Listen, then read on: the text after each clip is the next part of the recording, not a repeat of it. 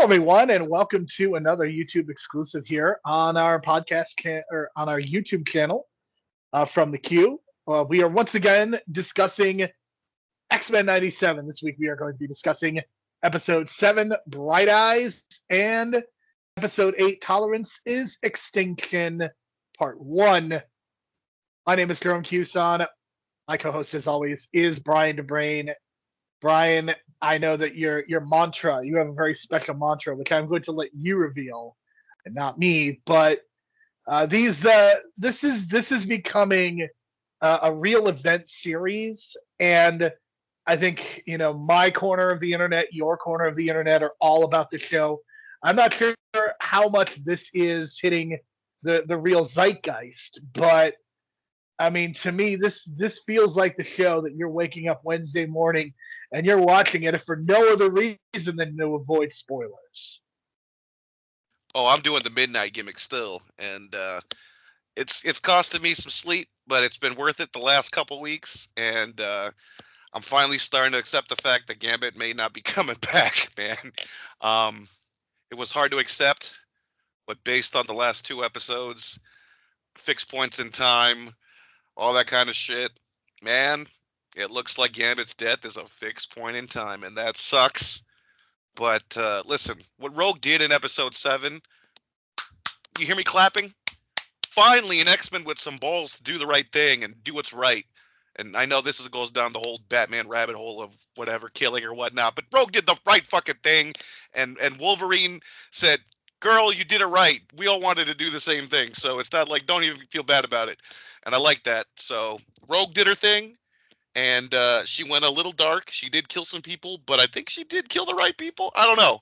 I felt like she finally was like, okay, fuck all the rules. Let's fucking get some shit done. It is notable that Henry Gyrick was killed in episode 7 by the main villain, the person or a mutant or sentinel or what have you behind all of this, Bastion, who we will get to very soon. But the thing that I want to bring up just right away is that you get some really cool power stuff in both of these episodes. Rogue going scorched earth is pretty amazing because she literally just loses her shit and then just destroys a bunch of Sentinels, and it's great. Like, and even in episode 8, you get Wolverine.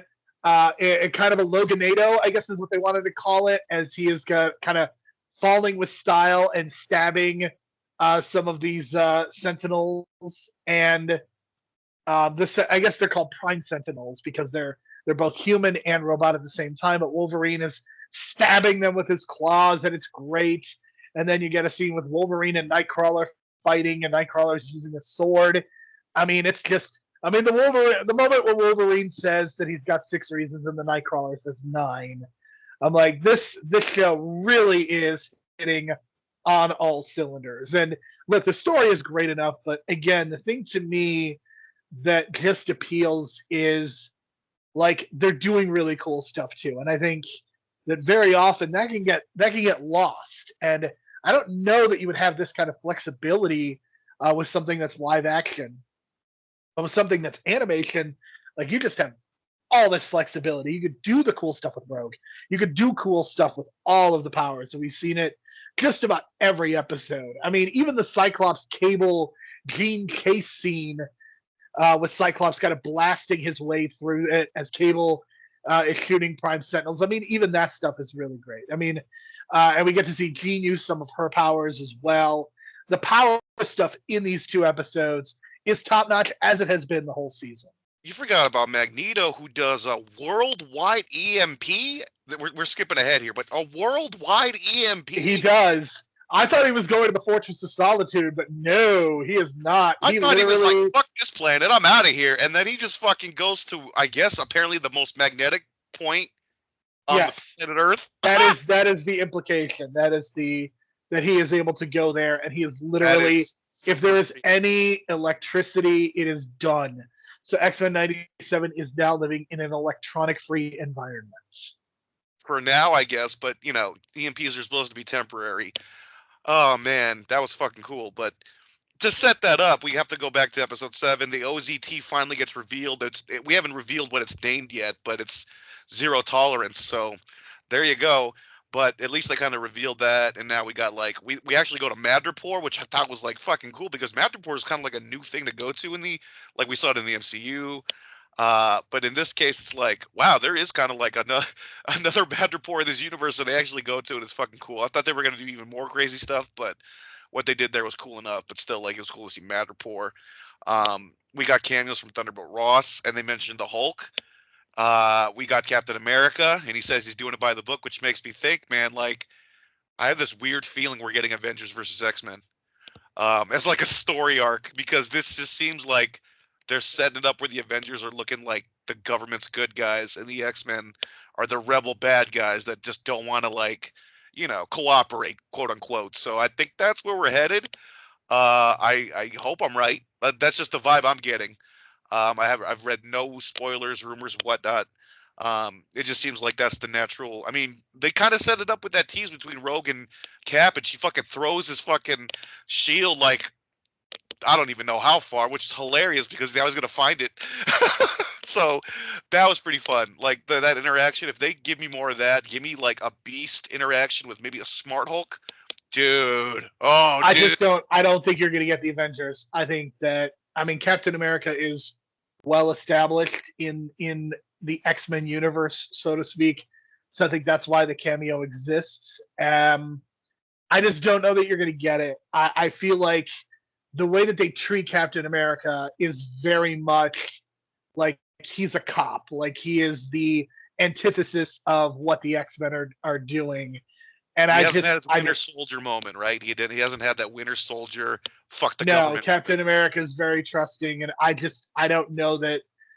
Like, to me, this creative team seems like they are being very strategic in how they deploy certain characters, and they certainly have used. They used Bishop for a little bit. Nightcrawler is a huge part of the team now.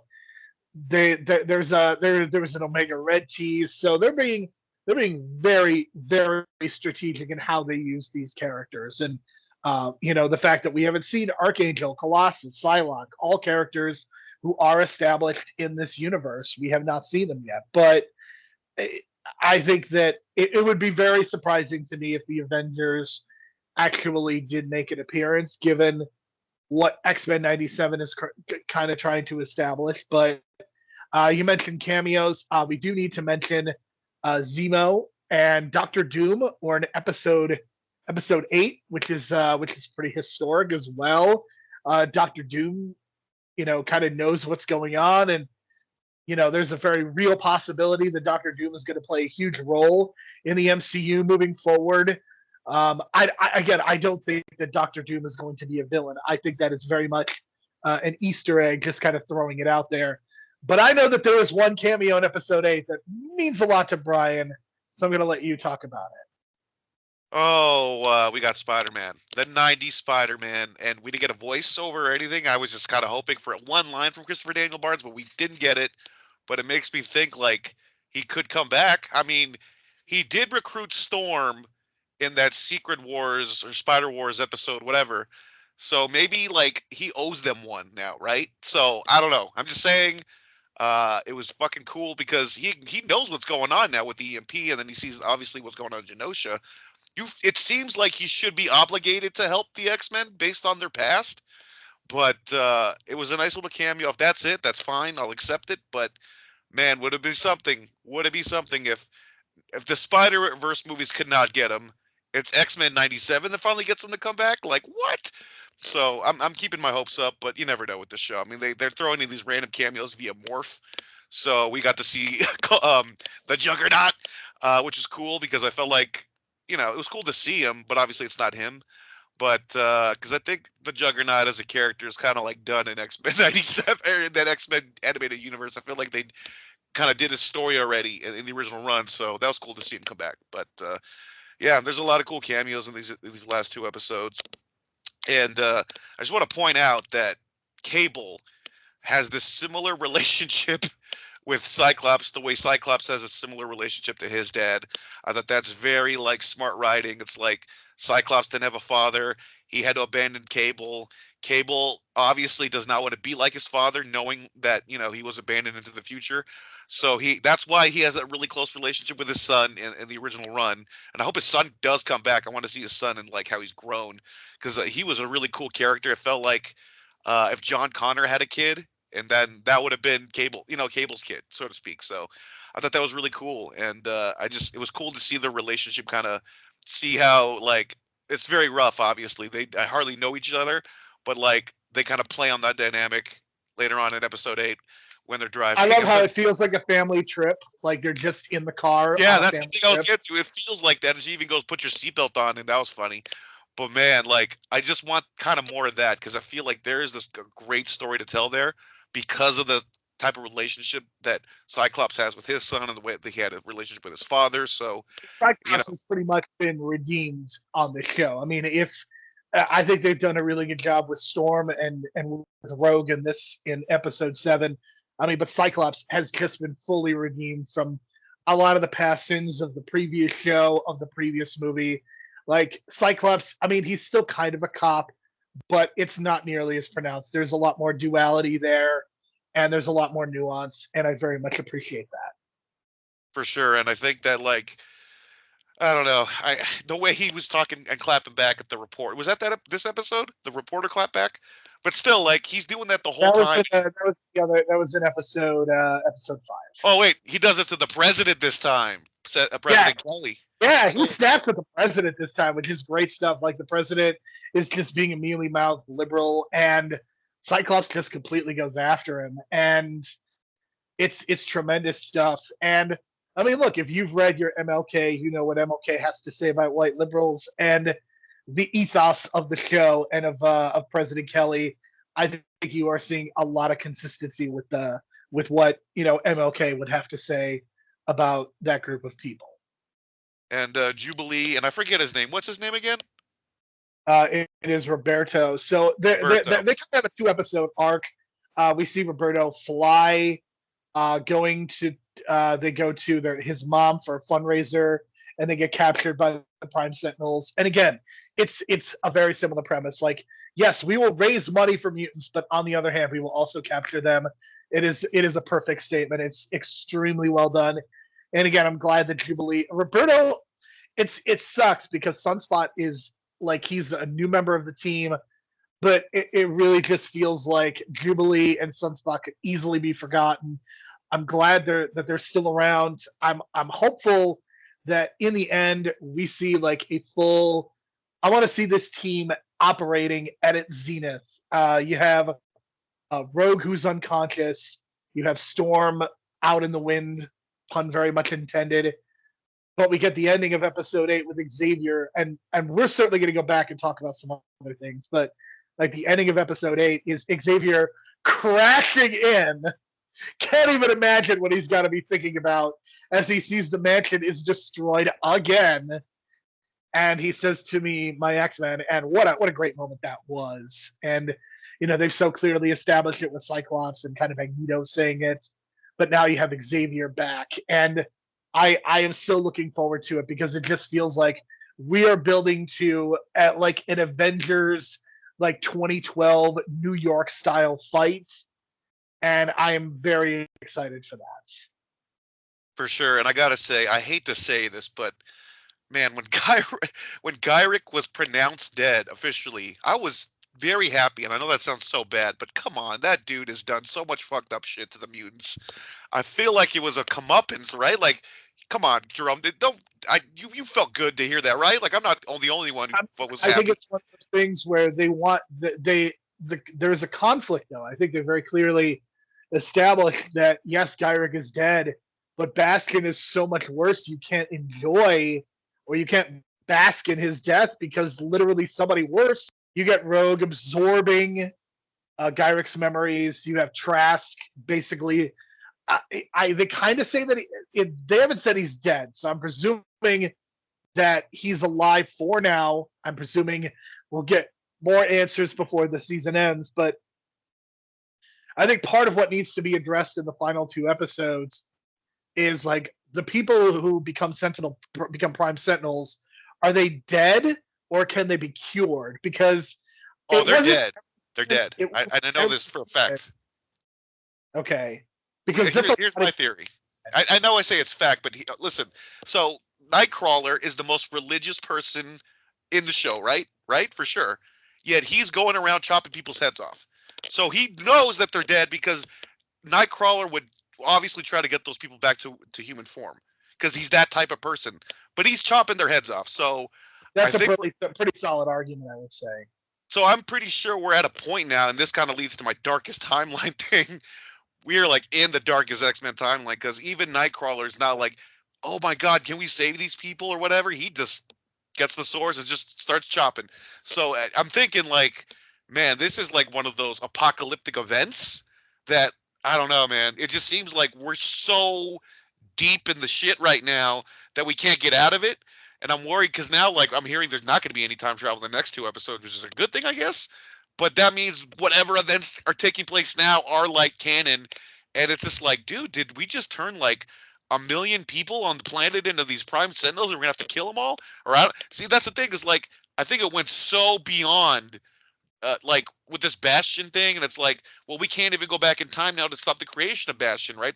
Baby Hitler, right? So I feel like they fucked up the timeline so much now that like, I don't know. It's just I can't even think of an ending because like the logical ending I would have is do the Avengers and go back in time and blah blah blah. But there are no Infinity Stones, and they said they're not going to go back in time again. And even Cable can't go back to Genosha because it's a fixed point apparently. So who knows, man? Like this whole thing is just like beyond. We are in very unusual territory, and undoubtedly there are going to be some deaths that stick. I am not convinced that Gambit is going to stay dead. I feel like he may not come back this season, but it would not, like, if they do like a post credit scene, I don't know if they would do that. I just feel like there's going to be a tease that Gambit is alive at the end of the season. That is my theory. In terms of the way the rest of the season goes, it's nice to know that there are going to be stakes on this show because the show is going really well. I have nothing but good things to say about it. And it kind of sucks the Gambit died, but it's also an unbelievable moment that if Gambit were to come back this season, it would feel very cheap. And if all of these deaths just go nowhere, it's going to feel very cheap. So I think some of this has to stick. And we'll ultimately see what does. And there's another angle to this, of course, the fact that everybody knows that Xavier is alive, including the media, who are saying the X-Men kind of faked his death. We'll see what ramifications there are from that. We also, poor Beast, Wolverine gets one of the best lines in the entire season when he tells Beast that we have to have a talk about your taste in women. Fantastic stuff from Wolverine in that moment. Classic. I laughed my ass off at 12:27 a.m. or whatever it was at that timestamp. I was thinking like, is that the best line that they've ever done? And I'm like, there's probably better. But at the moment, I felt like it was one of the best. And I kept thinking like, yeah, Beast. First, he tried to hook up with a blind woman whose family rejected him.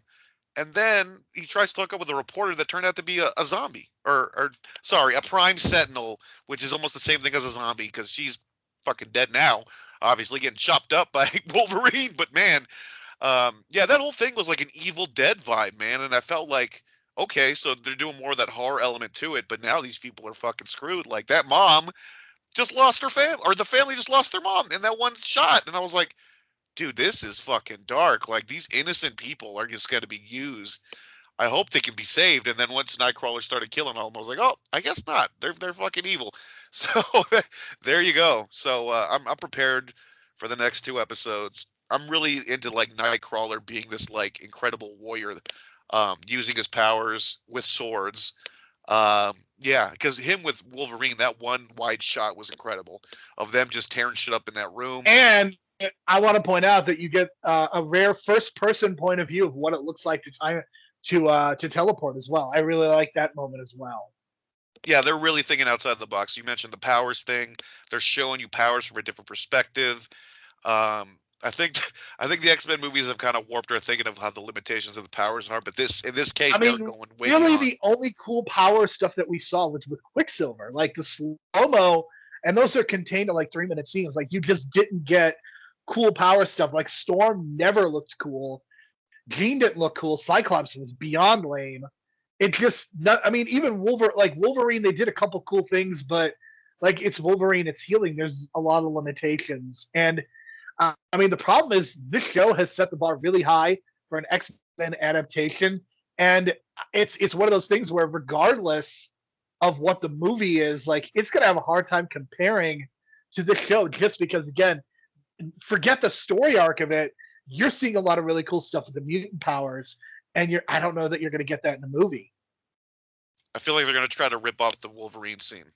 I don't know if it's going to happen in Deadpool Wolverine, but I feel like they're going to try to recreate that in the future because that's something that I think we all want to see live action of because that was one of the most spectacular things I've ever seen Wolverine, the character, do.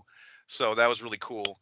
I am glad that they did not focus a lot on Wolverine. I think that's a good thing. But I'm glad that, now that they've kind of established the other characters, you can still do cool things with Wolverine. And I'm glad that they're just, and again, I think the temptation is to just go completely the other way. But Wolverine does not feel like the main character, but he's still got to be important. And I mean, he is an important X-Man, but he just doesn't have to be the most important. Yeah. I want to point out really quickly, Nimrod's parents, they actually picked 2 background characters from that episode where they go back to like 1950 whatever and try to stop Xavier from getting killed. She was. You are making reference to one man's worth, part 1, one's man's worth. 2, the waitress is the mother, and the father is the janitor in the school, right? Yeah, that's some deep cuts, man. But I can't believe they went back and made sure it all connected well. So credit to the writers, man, because I don't think anyone. Yeah, I mean, this gotta be a diehard to think about that. You gotta be a diehard.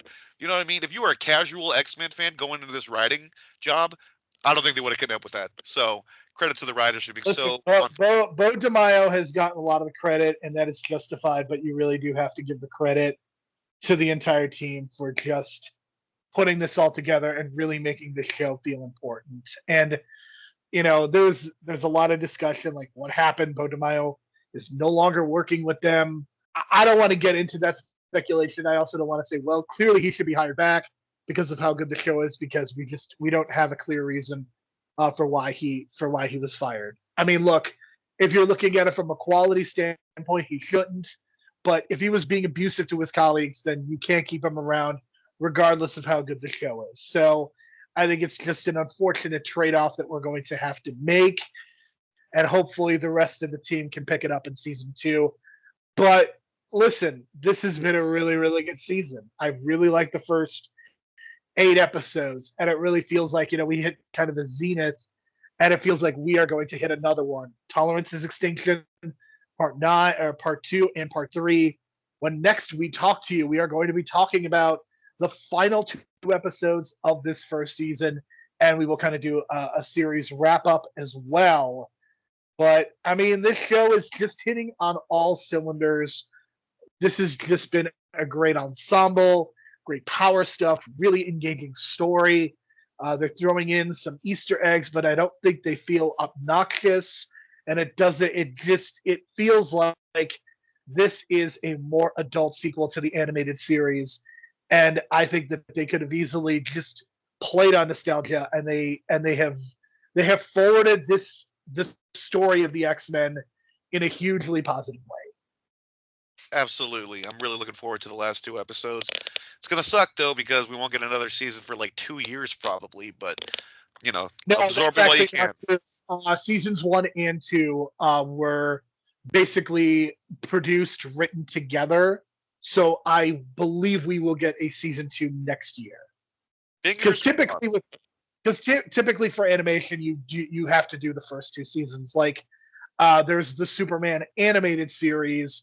That second season is coming out again, and that is because it received a 2-season run right off the bat. So I am presuming that we will get a second season next spring. And I will guess that seasons 3 and 4 are going to be. I'm assuming the show will be renewed for 2 more seasons, so that there is no lag time. Yeah, and with Xavier back, I think everyone's going to start to notice that he's kind of a manipulative son of a bitch, maybe. I don't know. I don't know. He just feels like he used the Shi'ar, and he kind of, I don't know. We'll see. He kind of used the Phoenix, but we'll see. But that was the movies, right? So hopefully he's not. But Dark Phoenix kind of leading into that. But I feel like that's kind of where they're leaning into based on kind of how he treated his queen. So there you go. That's my final thoughts. Yeah, it's. I would love to know how Xavier got that ship and was able to crash in there. But also the mansion being destroyed again. It's just hilarious.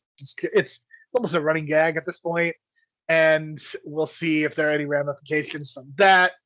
To Rogue is unconscious. Beast is hurt too. Can't forget Beast being injured. But I have a feeling episode 10 we're going to get the hero shot of all the X-Men together, perhaps in new costumes.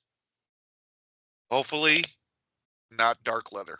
I know what you're referencing, but that was one of the hot rumors, is that there is going to be all new uniforms for everybody. Storm already has hers. Jubilee has hers. Wolverine's uniform got tore up, so we will see if he gets a new color and a new shape to his. But yes, we have a lot to look forward to. Brian, any final thoughts? Yeah, it's going to be interesting because there's going to be this gap now. I kind of wish they, I don't know, bumped it up a little bit, maybe debuted the show in like April, because I want it to kind of end to correlate with like Deadpool and Wolverine, but well, originally, months away. If you remember, Deadpool was supposed to come out this week. Oh, so that's how they did it. Maybe they just booked it too far in advance. They got stuck with it. The thing is that you would have gotten the first 8 episodes. You would have gotten the Deadpool movie and then the final 2 episodes. Interesting. They probably didn't correlate or schedule that. I know it's 2 different creative teams, so.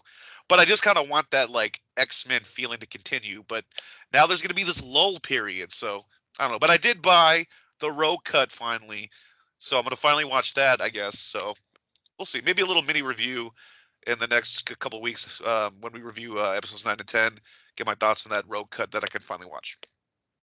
Yes, there will be a lot to say. In 2 weeks, we will record our final YouTube exclusive on the X-Men 97 series, and what a series it has been. But for Brian, I'm Jerome. Thank you so much for listening. We will talk to you again for this in 2 weeks.